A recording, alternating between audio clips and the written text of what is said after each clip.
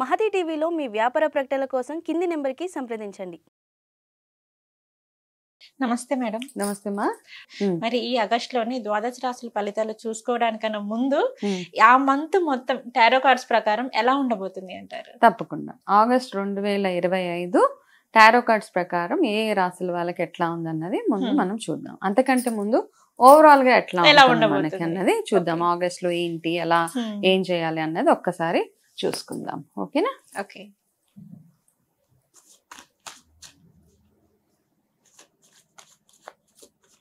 ఇంకా అంటే పండగల సీజన్ కదా మనకి. నిజంగా ఈ మంత్ మొత్తం ఒక వాతావరణం చాలా అద్భుతంగా అంతే. బయటంతా రైనీ ఉంటుంది, వర్షాలు, లోపలంతా పూజలు.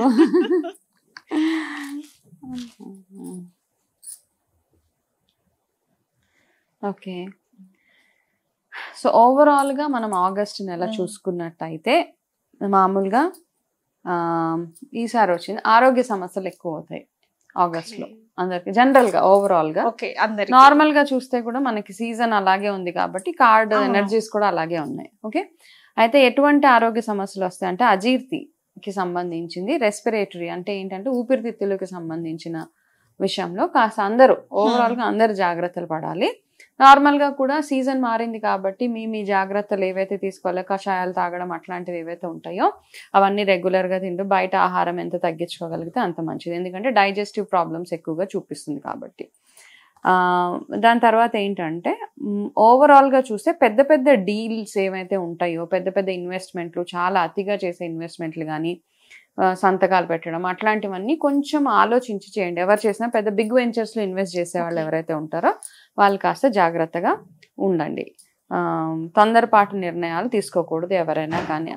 అతిగా ఇన్వెస్ట్మెంట్స్ చేశారు, కొన్ని కోట్ల మీద బిజినెస్లు చేస్తూ ఉంటారు కదా, వాళ్ళు మాత్రం ఒకటికి 2 సార్లు చెక్ చేసుకొని దాని తర్వాత మీరు ముందుకెళ్ళచ్చు.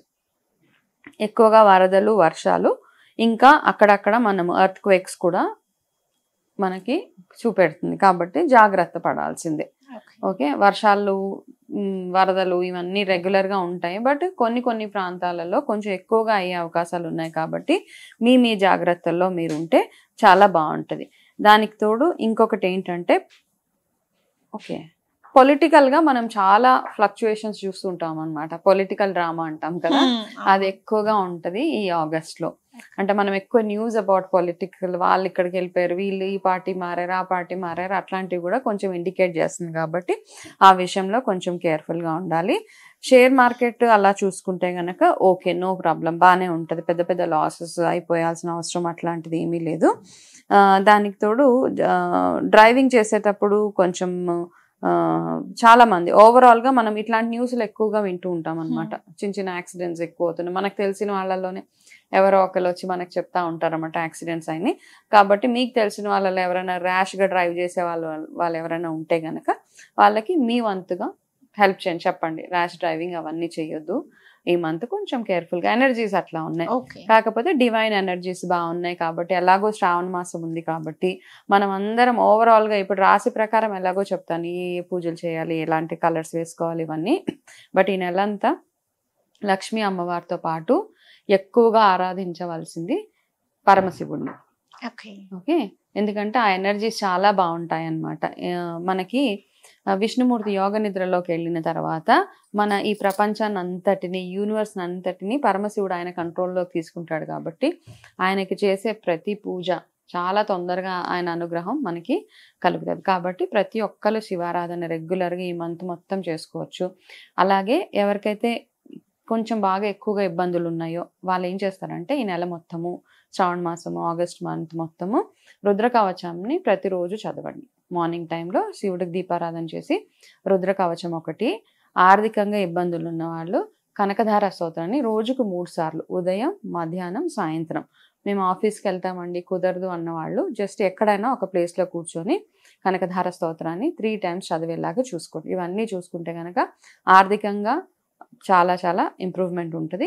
వీలు ఉన్న వాళ్ళు, పెద్దవాళ్ళు, కొంచెం 60s అట్లా అబవ్ అయిన వాళ్ళకి ఉంటుంది కదా, వాళ్ళు శివపురాణాన్ని చదవడం స్టార్ట్ చేస్తే కనుక మీకు ఆరోగ్యపరంగా ఏమైనా సమస్యలు ఉంటే వాటి నుంచి మీరు చక్కగా బయటికి రావచ్చు అనమాట. ఇది ఓవరాల్గా energies for the month of August. Ma'am, సింహరాశి వరకు వచ్చేసి ఆగస్ట్ మంత్ లోనే టారో కార్డ్స్ ప్రకారం వీరికి ఆ మంత్ మొత్తం ఎలా ఉండబోతుంది అంటారు? తప్పకుండా 2025 ఆగస్ట్ సింహరాశి వాళ్ళకి ఎట్లా ఉండబోతుంది అన్నది ఒక్కసారి టారో కార్డ్స్ చూసి చెప్తాను.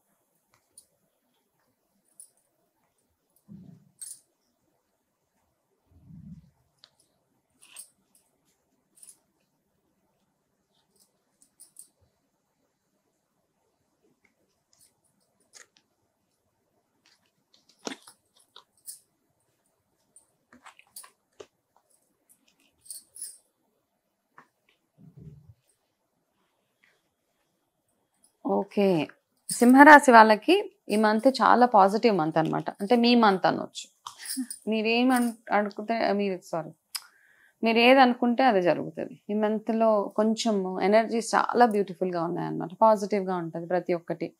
అంటే మీ లైఫ్లో ఒక హోప్ అంటాం కదా, ఇప్పుడు దాకా కొంచెం ఎట్లా ఉన్నా ఎప్పుడు కొంచెం ఒక ఆశ వస్తుంది అనమాట. అరే నాకు అన్ని కొంచెం ముందుకెళ్తున్నాయని, వర్క్స్ ముందుకెళ్తున్నాయని ఒక బ్యూటిఫుల్ థాట్ ఒకటి మీ మైండ్లో వస్తుంది. కాబట్టి ఈ మంత్ మీరు చేయాల్సిన చిన్న చిన్న అప్స్ అండ్ డౌన్స్ ఎలాగో ఉండనే ఉంటాయి అందరికీ.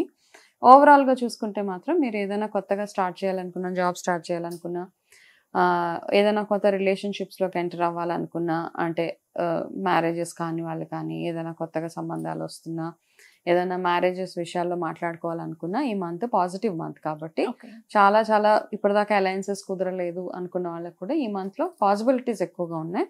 మీకు ఏదైనా ఒక మంచి సంబంధం సెట్ అవ్వడానికి పాసిబిలిటీస్ ఎక్కువగా ఉన్నాయి. రెండోది ఏంటంటే మీకున్న బిగ్గెస్ట్ ప్రాబ్లం ఈ ఈగో. ఆ ఈగోని ఒక్కదాన్ని పక్కన పెడితే మిగతా అందరూ మీ దగ్గరికి వచ్చి, అంటే మీ చాలా తెలివైన వాళ్ళే మీరు, అన్నిటికీ సొల్యూషన్స్ మీ మైండ్లో ఉంటాయి. కాకపోతే మీకు ఆ చిన్న ఈగో ప్రాబ్లం వల్ల మీరు ఎవరినైనా సహాయం అడగడానికి ఒక అడుగు వెనక్కేస్తూ ఉంటారనమాట. అయితే మీ ఆలోచన ఎట్లా ఉంటుందంటే, మిమ్మల్ని ఎవరైనా హెల్ప్ అడిగితే వాళ్ళు ఖచ్చితంగా చెయ్యాలి అన్న ఒక ఆలోచన ఏదైతే ఉంటుందో, అవతల వాళ్ళ గురించి ఎక్కువ ఆలోచించలేరు మీరు. అవతల వాళ్ళ పరిస్థితిని అర్థం చేసుకోకుండా వాళ్ళ నుంచి మీ ఎక్స్పెక్టేషన్ ఏదైతే ఉందో దాన్ని కొంచెం తగ్గించుకోవాలన్నమాట. మీకు ఓవరాల్ మంత్ బాగుంది, కాకపోతే ఏంటంటే బిహేవియర్ ఇష్యూ ఏదైతే ఉందో, అవతల వాళ్ళని అర్థం చేసుకోకుండా మీరు వాళ్ళ మీద పెట్టుకునే ఎక్స్పెక్టేషన్స్ ఏవైతే ఉన్నాయో వాటిని కాస్త తగ్గించుకోవాలన్నమాట. వాళ్ళు ఎట్లాంటి పరిస్థితుల్లో ఉన్నారో, ఏం గో త్రూ అవుతున్నారో దాన్ని బేస్ చేసుకొని మీరు అడిగితే, అంటే చిన్న ఎగ్జాంపుల్, మీకు మీ అమ్మ నాన్న ఎవరో ఒకరు ఉంటారు కదా, వాళ్ళని ఏదైనా హెల్ప్ అడగాలి, వాళ్ళ పరిస్థితి ఎట్లా ఉంది అని అర్థం చేసుకొని దాని తర్వాత అడగచ్చు. Same with your friends. Me friends ఎవరైనా ఉన్నా వాళ్ళు చేయలేని పక్షంలో వచ్చి వాళ్ళని తప్పు పట్టడం అట్లాంటివి చేయకండి. అది మీకు మీ ఫేవరబుల్ కలర్ ఈసారి లైట్ పర్పుల్ కలర్. సో ఎక్కడికైనా వెళ్తున్నప్పుడు ఏదైనా purple colour outfit, important works మీద వెళ్తున్నప్పుడు పర్పుల్ కలర్ అవుట్ఫిట్స్ అవి వేసుకోండి.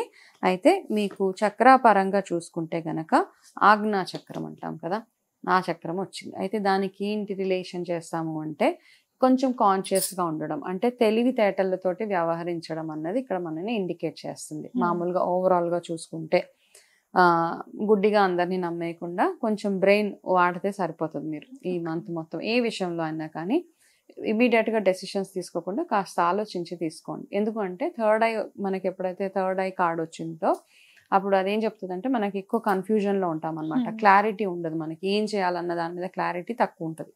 కాబట్టి ఇమీడియట్గా డెసిషన్స్ కాకుండా కొంచెం ఆపి డెసిషన్స్. దీంతోపాటు హెల్త్ పరంగా చూసుకుంటే ఎక్కువగా హెడేక్స్ అవి రావడము, హెయిర్ లాస్ ఇష్యూస్ ఎక్కువగా మీరు చూస్తూ ఉంటారు ఈ మంత్.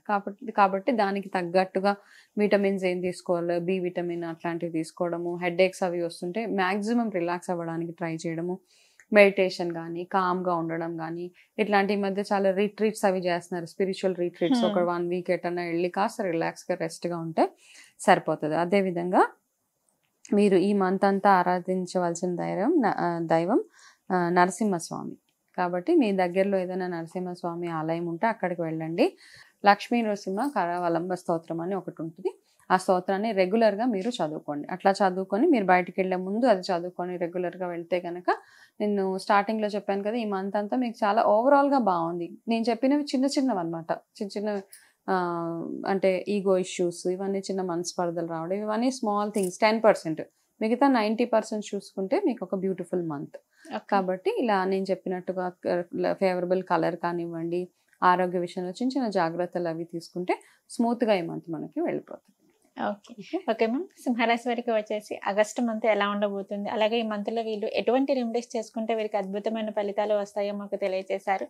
నమస్కారం. నమస్తే మా.